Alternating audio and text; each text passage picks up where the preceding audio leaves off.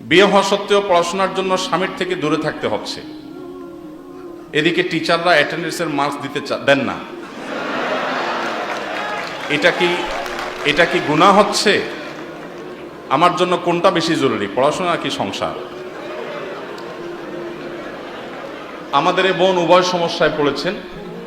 আল্লাহ তাআলা তাকে তার সমস্যা থেকে উত্তরণের পথ দেখিয়ে দিন। স্বামীর কাছে থাকতে গেলে, সংসার করতে গেলে টিচার অ্যাটেন্ডেন্স দিচ্ছেন না, আবার টিচারের কাছে অ্যাটেন্ডেন্স পেতে গেলে স্বামী অ্যাটেন্ডেন্স দিচ্ছেন না। জটিল সমস্যা। দেখুন, ইসলামী শরিয়ার যে আদেশ নিষেধগুলো, এগুলো আমাদের অনেক সময় ভালো লাগে না, আমাদের অনেক সময় মনে ধরে না, কিন্তু বাস্তবতা হলো ইসলামী শরিয়া এসেছেই মানুষের কল্যাণে। আল্লাহ বলেছেন শারা আলাকুম মিনাদ-দীনি মা ওয়াসা বিহি নূহান ইলা আখিরিল আয়া।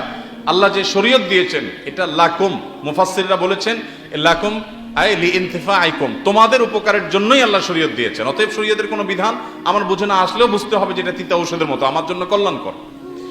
এবার আসা যাক উত্তরে। সেটা হলো, যদি কোনো নারী বিবাহের পর তিনি যদি নিয়মিত পড়াশোনাতে মনোযোগী হন, নিয়মিত পড়াশোনা করেন, কন্টিনিউ থাকেন, এদিকে অ্যাটেন্ডেন্স ঠিক রাখতে গিয়ে যদি ওইদিককার অ্যাটেন্ডেন্স তিনি মিস করেন এবং তার স্বামীর চরিত্রের সংরক্ষণ যদি চ্যালেঞ্জিং ব্যাপার হয়ে যায়, তাহলে সেক্ষেত্রে সেই নারীর জন্য ইসলামী শরিয়ার দৃষ্টিকোণ থেকে তার সংসারকে প্রায়োরিটি দেওয়া বেশি গুরুত্বপূর্ণ। একটা অপ্রিয় মাসআলা দিয়েছি আমি, অপ্রিয় মাসআলা, অজনপ্রিয় মাসআলা, কিন্তু শরীয়তের নির্দেশ না এটা। আমার জন্য উচ্চতর জ্ঞান অর্জন করাকে শরীয়ত ফরজ না করলেও বিবাহ হয়ে গেলে আমার সাংসারিক জীবন যাতে ক্ষতিগ্রস্ত না হয় সেটা আমার জন্য কিন্তু ফরজ। এই যে প্রায়োরিটি, এটা বুঝতে পারাটা গুরুত্বপূর্ণ।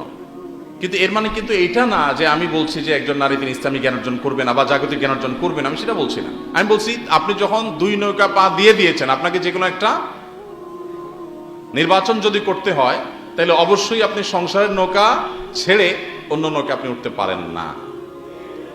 এটা হলো যদি আপনি দুই নৌকার কোনো একটা আপনাকে বাছাই করতে হয়। তবে এই পরিস্থিতি খুব রেয়ার কেস, খুব অল্প ক্ষেত্রেই হবে। বেশিরভাগ ক্ষেত্রেই সমন্বয় সাধন করা সম্ভব। আপনি সমন্বয় সাধন করার জন্য আপ্রাণ চেষ্টা করলে সেটা অসম্ভব নয়। যদি সমন্বয় সাধন করতে পারেন সেটা সবচেয়ে উত্তম।